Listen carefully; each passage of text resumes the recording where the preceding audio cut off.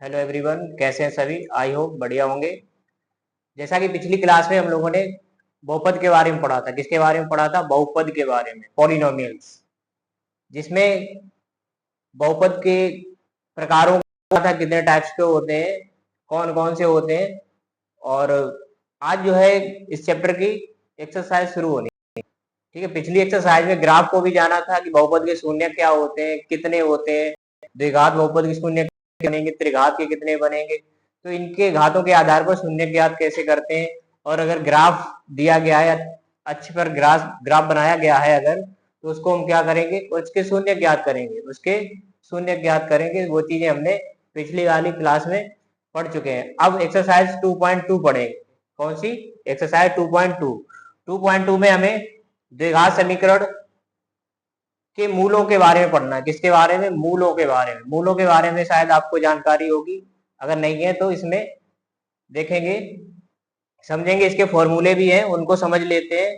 क्या फॉर्मूले होते हैं, कैसे इसके मूल निकालेंगे, कौन कौन से होते हैं, और उनका योग कैसे निकलता है, उनका गुणनफल कैसे निकलता है, इन सारी चीजों का। और द्विघात समीकरण का अगर मूलों का योग और गुणनफल दोनों ज्ञात हो गए तो द्विघात समीकरण कैसे बनाएंगे, इन सभी चीजों को आज की क्लास में समझेंगे बेसिक तरीके से। ठीक है, समझते हैं इसमें आगे। ठीक, पहले इसमें इन सवालों को हल करने से पहले हमें क्या पता होना चाहिए? फॉर्मूले पता होने चाहिए, सूत्र पता होने चाहिए। कौन से? द्विघात समीकरण के मूलों के बारे में। ठीक है, कौन कौन से फॉर्मूले होते हैं, उनको कैसे लगाते हैं, कैसे प्रयोग करते हैं, सारी चीजें। ठीक, सवाल हो? ठीक, चल रही।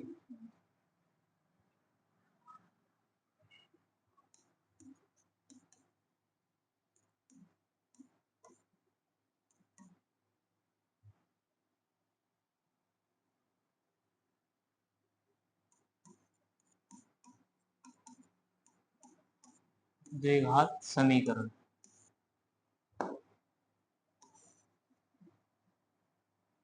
ठीक, इसके जो है आपने देखा होगा द्विघात समीकरण कैसे पता चलता है। द्विघात का है, उसमें दो घातें होती है। कितनी घातें होती है? दो घातें। और इसका जो मानक रूप होता है वो कैसे पता चलता है? द्विघात समीकरण का मानक रूप,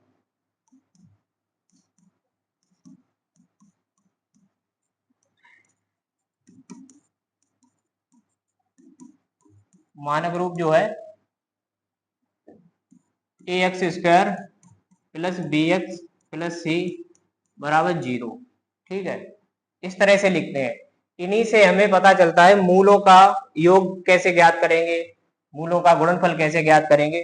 तो यहां पर लिखेंगे मूलों का योग। ये द्विघात समीकरण है, इसके दो मूल होते हैं। आपने कभी गुणनखंड करे होंगे, जैसे x square plus 5x plus 6, इस तरह से द्विघात समीकरण के गुणनखंड किए होंगे। इसके दो मान आते हैं। कौन कौन से? दो मान आते हैं। तो वो जो है उनमें से जो दो मान होते हैं उनमें से एक अल्फा होता है, दूसरा बीटा होता है। क्या होता है? एक अल्फा, दूसरा बीटा होता है। ठीक है, अगर इसको हम आगे हल करेंगे तो यहाँ पर हमें एक्स के दो मान मिलेंगे, जिसमें से एक को हम अल्फा दे देते हैं, दूसरे को बीटा। ये हमारे मूल होते हैं। इनको होते तो एक्स के मान है, किसके मान होते हैं? एक्स के मान होते हैं, लेकिन अलग अलग होते हैं, इसलिए इनको हम क्या लिखते हैं? अल्फा और बीटा। ठीक है, तो इनको अल्फा बीटा से हम जानेंगे कि मूल क्या क्या होते हैं, इनका योग कैसे होता है। चलिए इसको समझते हैं।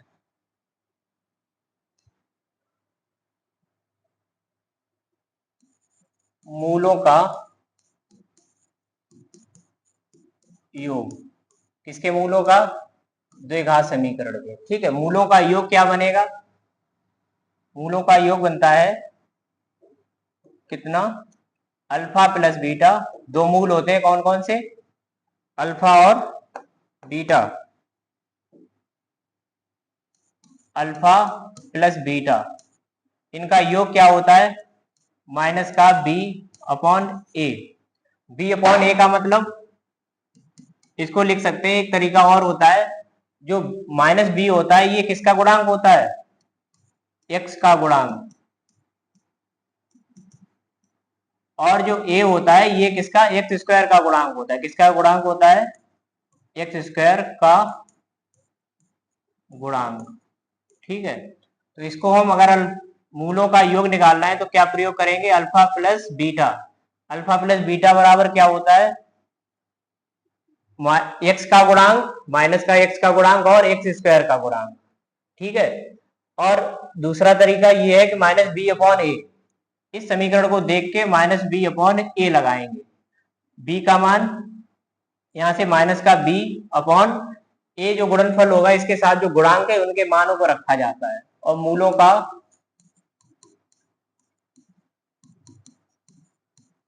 गुणनफल, मूलों का गुणनफल क्या होता है, अल्फा इंटू बीटा।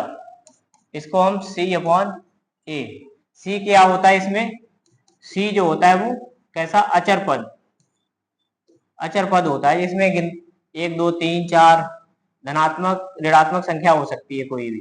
ठीक है, और भिन्न के रूप में भी हो सकता है। ए क्या है यहाँ पर, एक्स स्क्वायर का गुणांक। ठीक है, ये तो द्विघात समीकरण का क्या हो गया, मूलों का योग और मूलों का गुणनफल। अगर इसमें एक और जानेंगे, अगर हमें मूलों का योग, यदि मूलों का योग अल्फा प्लस बीटा तथा गुणनफल, गुणनफल अल्फा गुणा बीटा ज्ञात हो तो द्विघात समीकरण क्या बनेगा, तो ये कहा जाए अल्फा प्लस, मूलों का योग और मूलों का गुणनफल दिया गया है, आप इससे एक द्विघात समीकरण बनाइए। तो कैसे बनाएंगे, द्विघात समीकरण कैसे बनाएंगे, यहां पर लिखेंगे x square minus alpha plus beta x और प्लस अल्फा इंटू बीटा, ये बनेगा द्विघात समीकरण। अगर हमें मूलों का योग और मूलों का गुणनफल ज्ञात है तब तो हमें ये फॉर्मूला यूज करके ऐसे करके द्विघात समीकरण बना देंगे, जो आगे आने वाले सवालों में इनका प्रयोग करना पड़ेगा। ठीक है, तो ये इंपॉर्टेंट है, ये इसको पता होना चाहिए, तभी आप समीकरण बना पाएंगे। ठीक, कि द्विघात समीकरण कैसे बनता है। चलो अब इसके अगली एक्सरसाइज देखते हैं 2.2 में, इससे संबंधित कुछ सवाल हैं उनको हल करते हैं और देखेंगे कैसे प्रयोग करते हैं सारी चीजें।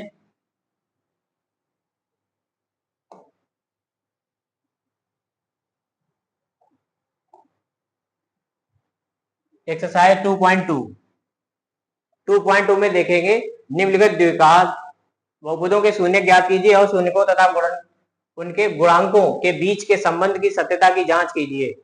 पहले इसके क्या करेंगे, इसके गुणनखंड करेंगे। जैसे द्विघात समीकरणों के गुणनखंड आपने 7 में भी पढ़े होंगे, 8 में भी पढ़े होंगे, 9 में भी, 9th में भी पढ़े होंगे, इन सभी क्लासों से पढ़ाना शुरू कर दिया जाता है। ठीक है, तो अब इनके गुणनखंड तो हम कर ही लेंगे, इनके शून्य कैसे ज्ञात करेंगे, ठीक है, इनके मूल कैसे ज्ञात करेंगे और उनमें सत्यता की जांच कैसे करते हैं, उन चीजों के बारे में जानेंगे।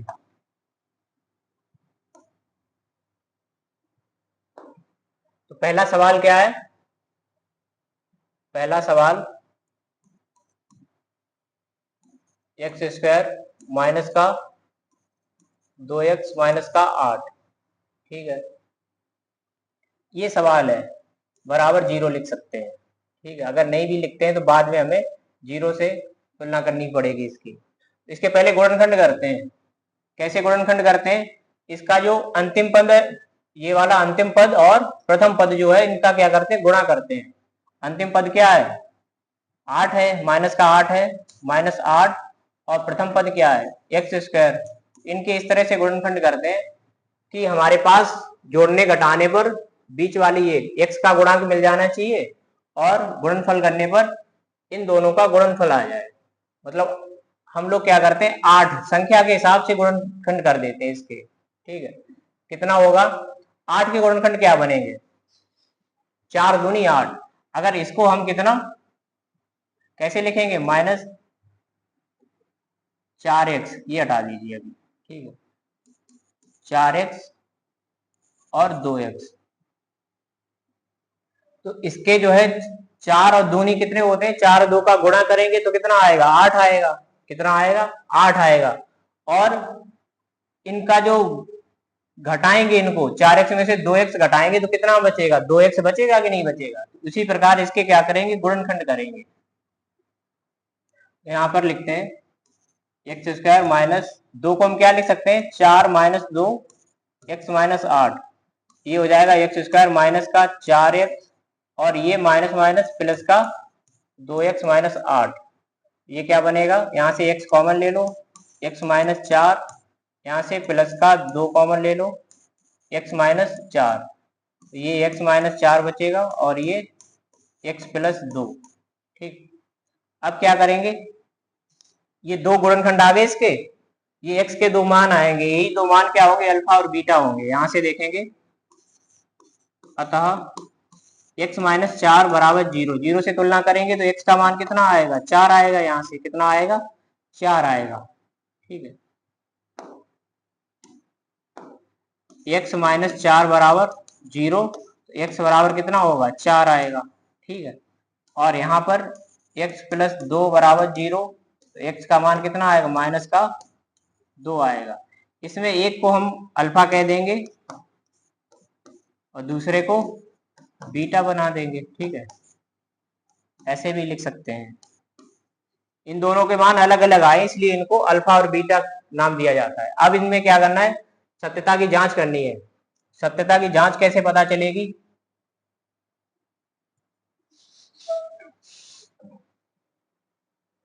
पहले हम क्या करेंगे, द्विघात समीकरण, द्विघात समीकरण की तुलना किससे करेंगे, तुलना करेंगे a x square plus b x plus c से करने पर। तो इसमें कैसे पता चलेगा, तो यहाँ पर लिख लीजिए इसको। समीकरण क्या है, समीकरण है एक्स स्क्वायर माइनस का 2x माइनस का 8। इसमें देखेंगे a का मान कितना है, a जो है यहाँ पर x का गुणांक जो होता है एक्स स्क्वायर का, उसको a कहते हैं। तो a का गुणांक कितना, a बराबर 1 है। b का मान चिन्ह सहित लिखते हैं, अगर माइनस का है गुणांक तो माइनस सहित लिखा जाता है, चिन्ह के सहित लिखते हैं। तो ये कितना, माइनस का 2 बनेगा। और इसमें c का मान कितना है, c है माइनस 8, जो अचर पद होता है। कैसा पद होता है, अचर पद।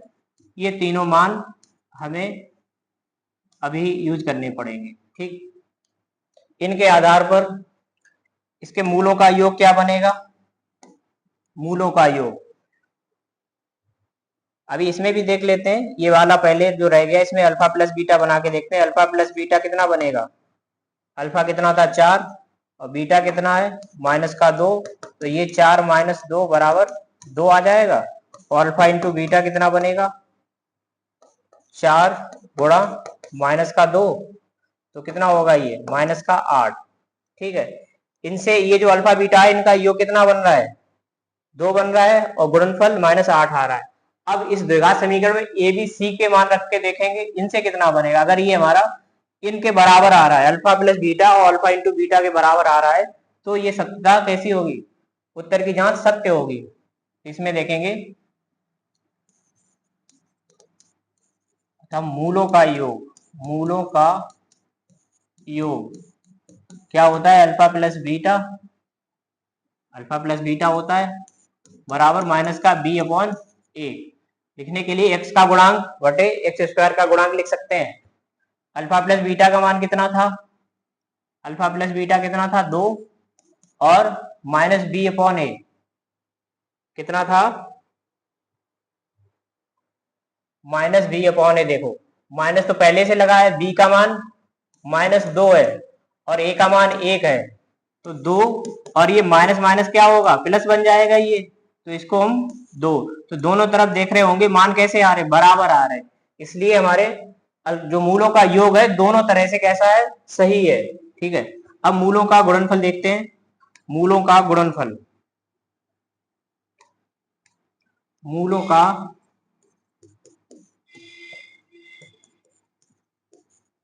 गुणनफल। गुणनफल क्या होता है? अल्फा इंटू बीटा बराबर क्या होता है? सी अपॉन ए। इसको हम अचर पद लिख सकते हैं सी को, और ए को एक्स स्क्वायर का गुणांक लिख सकते हैं।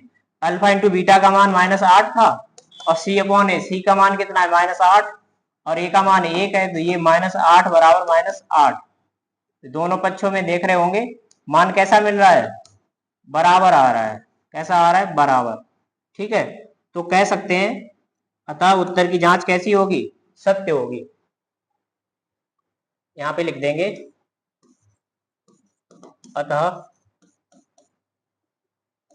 उत्तर की जांच, सत्यता की जांच सत्य है। ठीक है, अतः उत्तर की जांच कैसी है? सत्य है। इस तरह से इसको हल करेंगे। अब आगे जो सवाल है उनको भी इसी प्रकार हल करेंगे, बिल्कुल तरीका यही रहेगा। और क्वेश्चन को जो भी इसके गुणनखंड होंगे उनके आधार पर इनके alpha plus beta, alpha into beta, A B C के मान हम अलग तरीके से ज्ञात करेंगे। ठीक है, चलो अब इसमें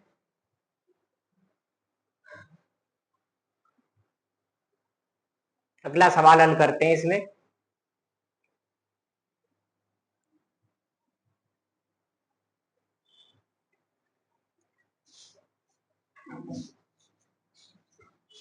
इसमें जो है ये इतना हल हो गया है। दूसरे सवाल के लिए हम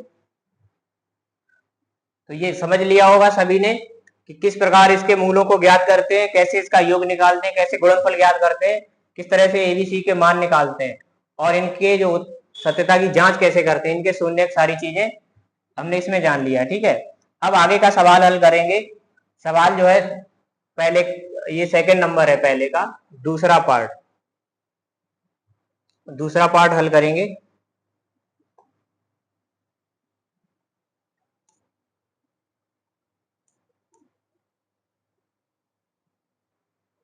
अब इसमें देखेंगे सवाल नंबर 2, पहले का दूसरा पार्ट क्या है इसका?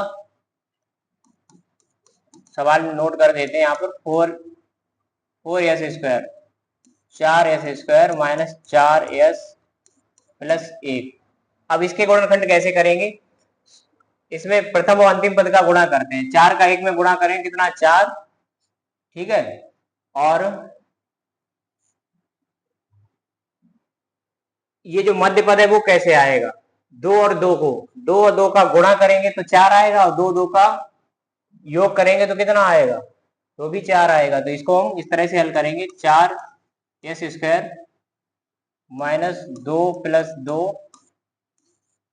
2s+1। ठीक है, यहाँ पे 4s² माइनस का 2s माइनस का 2s+1। यहाँ से कितना? यहाँ से 2s कॉमन ले लो, 2s कॉमन लेंगे कितना बचेगा? 2s minus 1। यहाँ से -1 कॉमन लेंगे तो यहाँ पर 2s माइनस 1 बचेगा, 2s माइनस 1 हो जाएगा ये, और ये 2s माइनस 1 हो जाएगा। ठीक है, तो यहाँ से एक बार क्या करेंगे, अब इसका 0 से तुलना करें, 2s माइनस 1 बराबर 0, तो 2s बराबर 1 हो जाएगा, तो s बराबर 1/2 आ जाएगा। ठीक है, s बराबर कितना आएगा? 1/2 आएगा। ठीक है, और इसको भी हल करेंगे, ये भी इतना ही आएगा, 2s माइनस 1 बराबर 0, 2s बराबर 1, तो s बराबर 1/2। ठीक है, इसमें ये जो है एक अल्फा एक बीटा समान है, कोई बात नहीं, लेकिन एक को हम क्या नाम देंगे? अल्फा, दूसरे को बीटा। अल्फा ये हो जाएगा 1/2, ठीक, और ये बीटा बराबर 1/2। अब यहाँ पर हमें क्या ज्ञात करना पड़ेगा? अल्फा प्लस बीटा कितना बनेगा? 1/2 प्लस 1/2 कितना हो जाएगा? बराबर 1 हो जाएगा। आधा और आधा जोड़ेंगे तो 1 हो जाएगा। अल्फा इंटू बीटा 1/2 गुणा 1/2, तो 1/4 हो जाएगा। ये अल्फा इंटू बीटा कितना होगा? 1/4, और अल्फा प्लस बीटा कितना होगा? अल्फा प्लस बीटा होगा 1।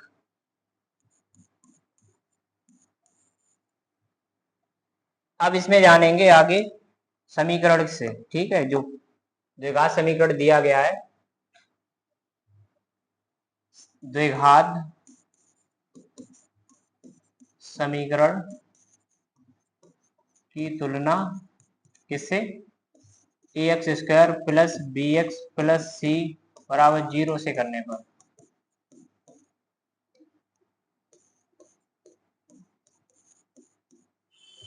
तो यहां से देखेंगे कितना है, ये 4 एस स्क्वायर है। समीकरण को लिख दो एक बार, प्लस 1 बराबर 0। तो ए का मान यहाँ पर कितना मिल रहा है 4, और बी का मान -4, और सी का मान 1। ठीक है, अब इसमें जानेंगे मूलों का योग और मूलों का गुणनफल। ठीक है, आगे हल करेंगे इधर। मूलों का योग, मूलों का योग क्या बनेगा, अल्फा प्लस बीटा बराबर माइनस का बी अपॉन ए। अल्फा प्लस बीटा का मान कितना आया है, 1 आया है, और माइनस बी अपॉन ए, बी कितना है -4 है, और ये -4 और बटे में 4 रहेगा, तो 1 बराबर 4/4। 4 से 4 कटेगा तो 1 बराबर 1 हो जाएगा। दोनों मान कैसे हैं, दोनों तरफ बराबर है। ऐसे मूलों का गुणनफल, मूलों का गुणनफल अल्फा इंटू बीटा। ठीक है, ये क्या होता है, सी अपॉन ए, अचर पद बटे एक्स स्क्वायर का गुणांक। अल्फा इंटू बीटा का मान कितना आया, 1/4, और सी अपॉन ए समीकरण से देखेंगे तो कितना बनेगा, 1/4। दोनों मान कैसे हैं, बराबर हैं। ठीक है, तो कह सकते हैं अतः उत्तर की जांच कैसी होगी, सत्य होगी।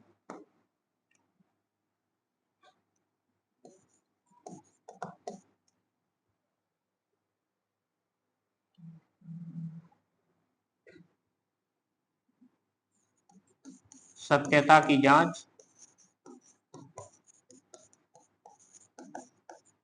कैसी है, सही है ये। ठीक है, उत्तर की जांच सही है या फिर सत्यता की जांच सही है, इस प्रकार इसको हल करेंगे। ठीक है,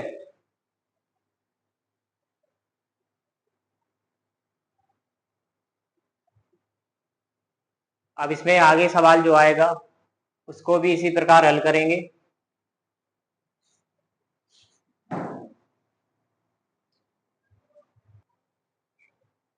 ठीक है, समझ लिया होगा कैसे हल करते हैं।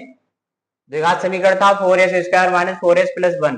इसके पहले क्या करें, गुणनखंड करेंगे।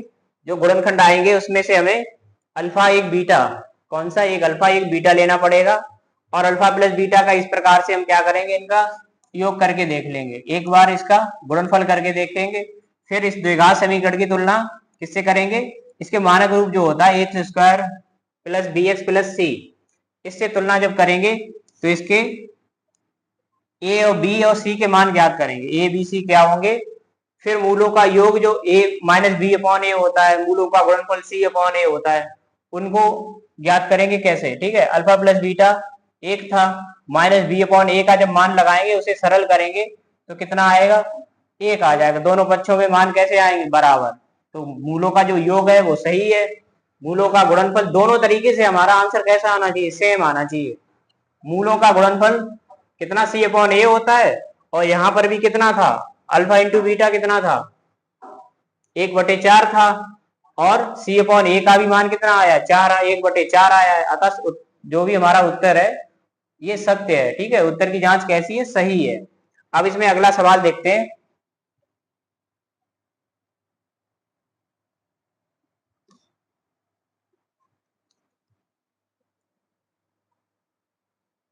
अगले सवाल में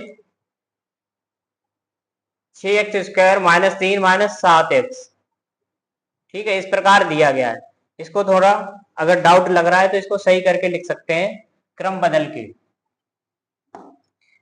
इसमें जो x का गुणांक है उसको बीच में कर लेंगे। सवाल नंबर कौन सा है ये, सवाल नंबर 3। इसको लिखेंगे 6x² माइनस का 7x और माइनस का 3, इस तरह लिख सकते हैं। ठीक है, अब इसके गुणनखंड करो पहले, 6 और 3 का गुणा करो। 6 3 का गुणा कितना होता है? 6 3 18, और 18 के इस प्रकार गुणनखंड करने हैं किसके? 18 के, कि हमारे पास 18 इसका गुणनफल भी बना रहे 18, और इनको जोड़ने और घटाने पर हमें 7 प्राप्त हो जाए। तो 9 गुणा 2 और 9 माइनस 2, गुणा करने पर 18 और माइनस करने पर कितना आएगा? 7 आ जाएगा। तो इस प्रकार इसके कितने? 9 दूनी 18, 9 और 2 बनेंगे। तो लिखेंगे इसको 6x², 9 माइनस 2, 7 को क्या लिख सकते हैं? 9 माइनस 2 माइनस 3, ठीक है, बराबर 0 भी लिख सकते हैं। ये कितना हो जाएगा? 6x² माइनस के 9x और प्लस के 2x माइनस के 3 बराबर 0। यहां से कितना कॉमन लेंगे?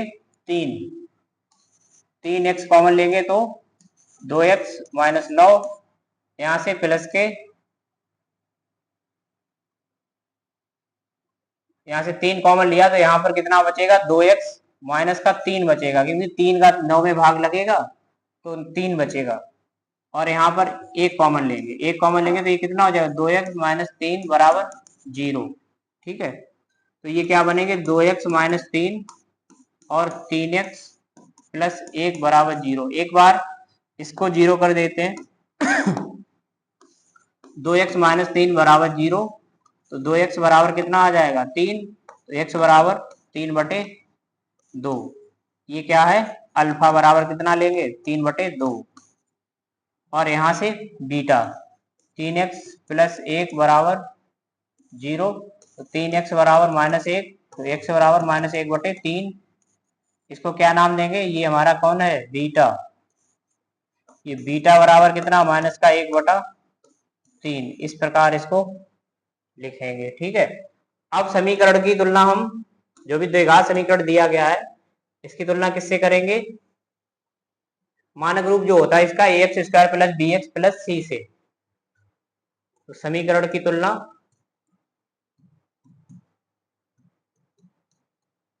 ax² plus bx plus c बराबर 0 से करने पर, ठीक। तो a का मान क्या आएगा? यहाँ से a बराबर कितना होगा? a बराबर मिलेगा x² का गुणांक 6, और b का मान कितना है? -7। b का मान कितना लिखेंगे? b बराबर -7, और c बराबर कितना है? -3। चिन्ह सहित लिखा जाता है, ठीक। अब इसमें लिखेंगे मूलों का योग। समीकरण के अनुसार मूलों का योग, मूलों का योग अल्फा प्लस बीटा बराबर होता है माइनस का b/a। x का गुणांक माइनस x का गुणांक और बटे में x² का गुणांक। अल्फा प्लस बीटा कितना है? अल्फा प्लस बीटा को लिख दो 3/2, 3/2 और 1/3। इसको यहाँ पे हल करके देख लेंगे, ठीक। और माइनस का b/a, b कितना है? -7 है, और ऑलरेडी इस माइनस लगा हुआ है इसमें, तो -7 लिखेंगे। इसको कितना लिखेंगे? -7, माइनस और -7, ये कितना है? 6 है, ठीक है। इसको हल करेंगे, इसका लासा लेंगे, कितना आएगा? 6 आएगा, ठीक है। और यहाँ पर कितना बचेगा? ये जो है इसको हल करेंगे, यहाँ पे 2 बचेगा, और यहाँ पर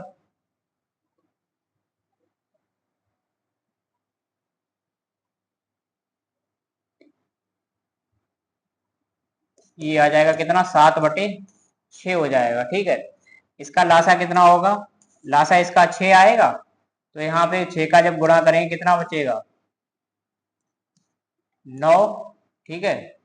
और ये कितना होगा? 2।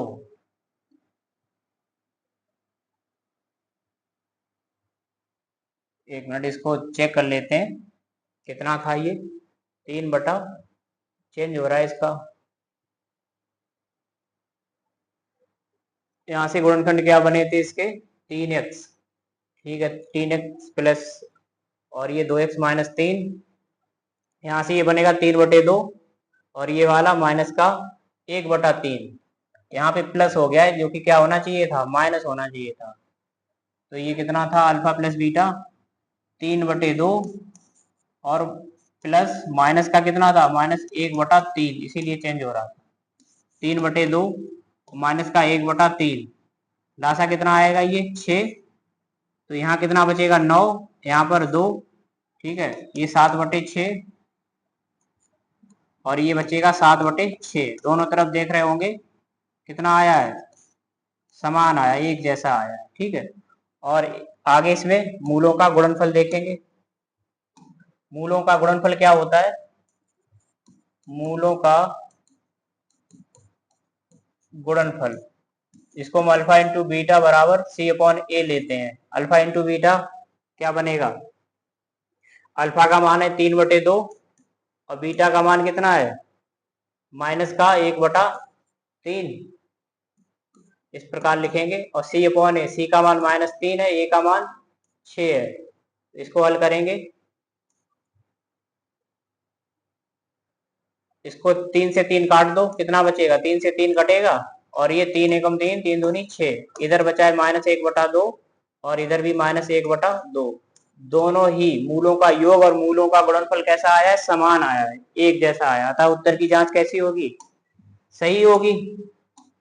तो लिखेंगे अतः उत्तर की जांच सत्य है, ठीक है। इस प्रकार इसको हल करेंगे, ठीक है।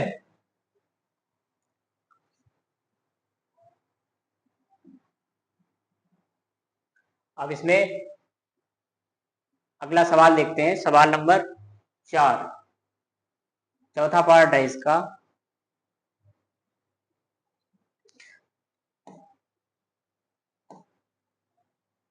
चौथा वाला ये है, ठीक है। चौथे को हल करते हैं। चौथे को लिखेंगे 4u है, u² और प्लस 8u, ठीक।